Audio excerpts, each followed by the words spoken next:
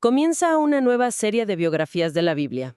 Y bueno, si hoy en día alguien intentara, fundar un movimiento global con la idea de que perdure por milenios, el proceso de selección de sus líderes sería, pues, implacable. Totalmente implacable, claro. Jamás bajo ninguna circunstancia nombrarían como pilar a una persona con un historial de inestabilidad emocional. Alguien que, digamos, entra en pánico bajo presión extrema y que niega públicamente conocer a su líder. Pero este movimiento inmenso del primer siglo se construyó exactamente sobre ese perfil. Es una de las grandes ironías de la historia. O sea, desde una perspectiva puramente de recursos humanos, es un desastre. Construir una fortaleza sobre un cimiento que parece fracturarse constantemente, pues desafía toda la lógica convencional. Exacto. Y esa paradoja es justo lo que vamos a desempacar en esta inmersión profunda. Nos basamos en dos fuentes fascinantes. Por un lado, un estudio académico exhaustivo de Harold Wilmington y por otro, un documento biográfico estructurado en 15 momentos clave. 15 ganchos narrativos muy precisos. Así es, y nuestra misión aquí es explorar la vida fascinante y contradictoria del apóstol Pedro, sacando lecciones espirituales para hoy. Así que empezando con los primeros momentos, los datos duros nos muestran a un hombre común. Sí, absolutamente ordinario. Un pescador común de Betsaida, en Galilea. Hijo de Jonás, hermano de Andrés, un hombre casado.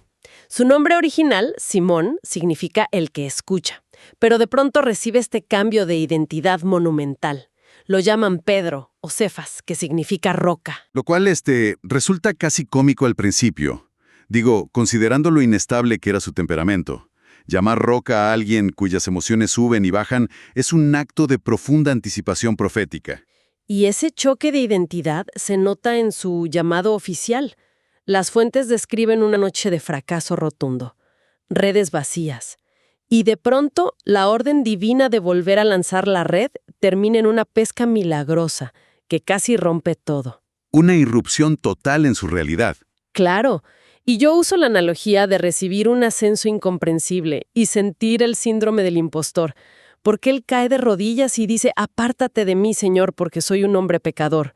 ¿Por qué reacciona así? Bueno, lo fascinante aquí es que el encuentro con lo verdaderamente divino siempre expone nuestras imperfecciones. La lección espiritual para hoy es que lo divino suele irrumpir justo en nuestro mayor fracaso. O sea, cuando ya no podemos más. Exactamente. Dios elige a personas comunes y corrientes, no a pesar de sus defectos, sino para transformarlos en pescadores de hombres. ¡Wow! Pero avanzando a los siguientes puntos en los documentos, vemos ese filo entre la fe y la duda. Llegamos a la famosa tormenta en el mar de Galilea. Pedro camina sobre el agua. Un momento increíble. Sí, pero al enfocarse en los vientos, se hunde y grita pidiendo que lo salven. Y poco después, el análisis nos lleva a Cesarea de Filipo. Ahí, este mismo hombre hace la gran declaración. Tú eres el Cristo, el Hijo del Dios viviente. ¿Y recibe una respuesta monumental? Claro, Jesús le dice que sobre esta roca edificará su iglesia. Ahora, quiero plantear un debate activo aquí. ¿Cómo es posible que el mismo hombre que acaba de hundirse por falta de fe sea nombrado la piedra angular? Pues, parecería una contradicción gigante. Pero si conectamos esto con un panorama más amplio, vemos que la roca no es la perfección humana de Pedro. Entonces, ¿qué es? Es la revelación divina que recibió. O sea, el texto dice claramente que carne y sangre no se lo reveló. La lección espiritual es sobre dónde fijamos nuestra mirada, ¿no?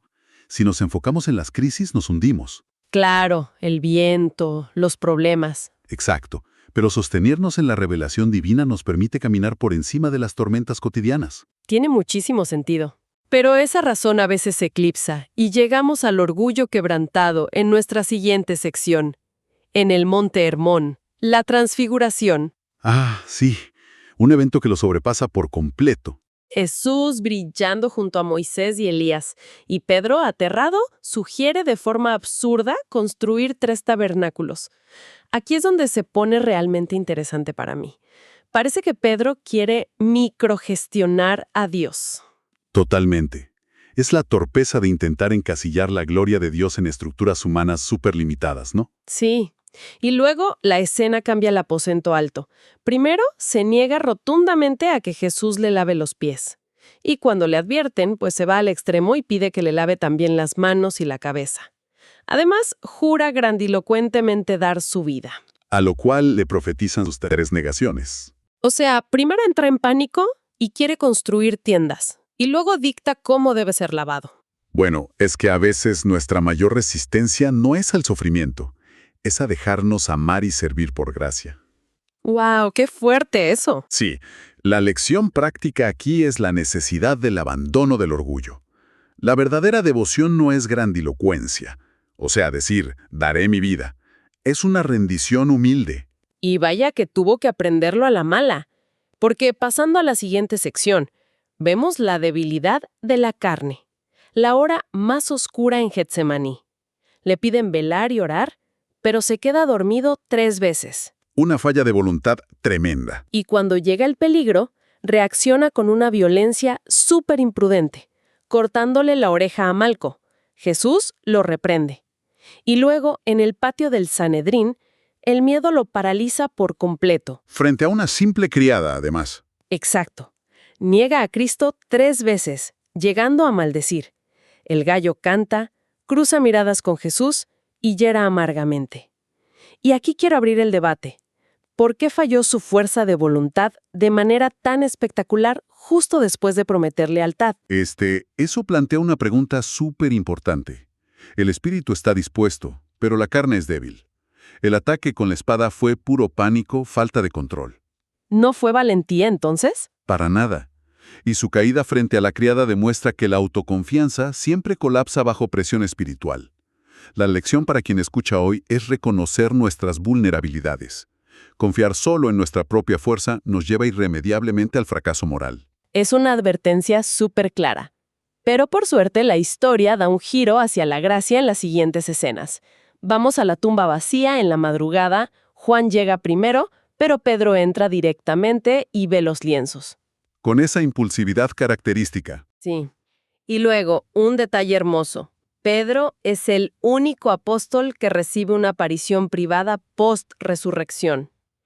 Y después, de vuelta en Galilea, vuelven a pescar sin éxito, hasta que Jesús, desde la orilla, les ordena tirar la red y atrapan 153 grandes peces. Es un escenario de restauración completo. Y fíjate en el contraste. El hombre que huía aterrado ahora reconoce al Señor y se lanza frenéticamente al agua con su ropa puesta. Luego, junto al fuego, vienen las 3 preguntas de Siloama y el mandato de apacienta mis ovejas. Esa parte es una profunda simetría terapéutica de Jesús. 3 afirmaciones de amor para sanar las 3 negaciones de traición. Es como desarmar la culpa poco a poco. Claro, la gracia no ignora el fracaso, lo confronta con amor para restaurar el propósito. La lección de vida es esperanzadora. O sea, el fracaso no es el capítulo final. Me encanta eso. El perdón divino restituye nuestro propósito. Y vaya que lo restituye, porque en la sección 6 vemos este poder derramado. Llegamos al inicio del libro de los Hechos, Pentecostés. Un cambio de paradigma brutal. Totalmente. Las lenguas de fuego descienden y este apóstol inestable se levanta ante una multitud pluricultural en Jerusalén. Explica la profecía de Joel con una precisión increíble, logrando que 3,000 personas se conviertan tras un solo sermón. ¿Y no se detiene ahí? No, luego en la puerta la hermosa sanan al cojo de nacimiento. Pedro dice, plata y oro no tengo, pero lo que tengo te doy, levántate y anda. Yo me pregunto con verdadero asombro cómo se explica esta metamorfosis radical, de huir de las sirvientas a ser este gigante intelectual y orador supremo. Bueno, la respuesta es el poder del Espíritu Santo. O sea, la valentía no vino de él mismo, vino de esa llenura espiritual. Fue un poder externo entonces. Absolutamente. Y fíjate que la verdadera autoridad espiritual no busca acumular riquezas, como dice, plata u oro. Busca otorgar sanidad y restauración. Esa es la lección. Cuando experimentamos una verdadera transformación, nuestro propósito es ser instrumentos de sanación. Sanación y empoderamiento para los demás. Pero claro, eso molesta a las autoridades. Entramos a la fase de las cadenas rotas y los paradigmas derribados. Vemos los múltiples arrestos por el sumo sacerdote Anás y los saduceos. Quienes intentaban silenciar este movimiento a toda costa. Sí, pero Pedro responde que es necesario obedecer a Dios antes que a los hombres. Vemos la severa purga de Ananías y Zafira y esa liberación milagrosa de la cárcel, donde un ángel rompe sus cadenas físicas. Eventos dramáticos, sin duda. Pero luego viene un evento crucial en Jope.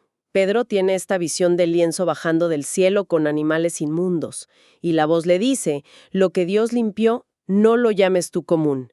Y esto lo lleva a bautizar al centurión romano Cornelio. Si conectamos esto con el panorama mayor, es asombroso. Es como tener que desinstalar y reprogramar toda la cosmovisión cultural y religiosa de una persona en una sola tarde, ¿no? Exacto. Las cadenas físicas rotas en prisión palidecen frente a las cadenas mentales y religiosas que cayeron en Jope. Dios tuvo que derribar el exclusivismo judío de Pedro para que el evangelio llegara a todo el mundo. Fue una explosión de fronteras. Sí, y la lección vital hoy es examinar nuestros propios prejuicios. A menudo, la fe nos exige cruzar las fronteras de nuestra tradición y reconocer que la gracia de Dios no hace acepción de personas. ¡Wow! ¡Qué necesario escuchar eso hoy! Y así llegamos a la sección final, la consumación de su propósito. Los documentos detallan sus últimos años, su liderazgo en el Concilio de Jerusalén, defendiendo la gracia sobre la ley mosaica. Un rol de muchísima madurez teológica. Pero fíjate que también detallan su confrontación con el apóstol Pablo en Antioquía. Pedro aún cometía errores bajo presión social.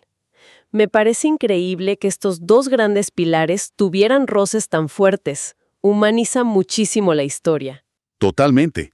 Esta etapa final muestra la verdadera madurez. O sea, Pedro acepta la corrección de Pablo. No se divide la iglesia.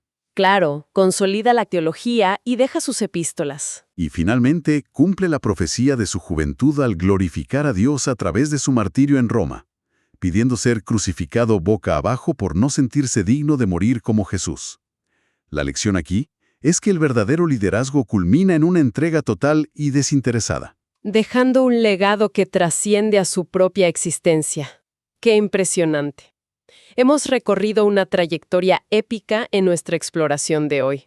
Desde un pescador inestable en las aguas de Galilea hasta convertirse en la piedra angular inquebrantable de una fe mundial. Demostrando que nuestras debilidades son el material sobre el que se construye algo duradero. Exactamente. Y para cerrar este espacio de análisis, quiero dejar un pensamiento provocador final para quienes nos acompañan, algo profundo para reflexionar.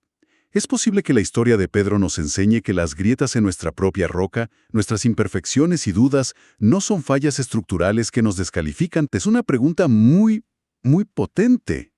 ¿Qué tal si esas grietas son, precisamente, las aberturas por donde la compasión y la verdadera sabiduría pueden fluir hacia los demás? Algo para pensar. Nos encontramos en la próxima exploración.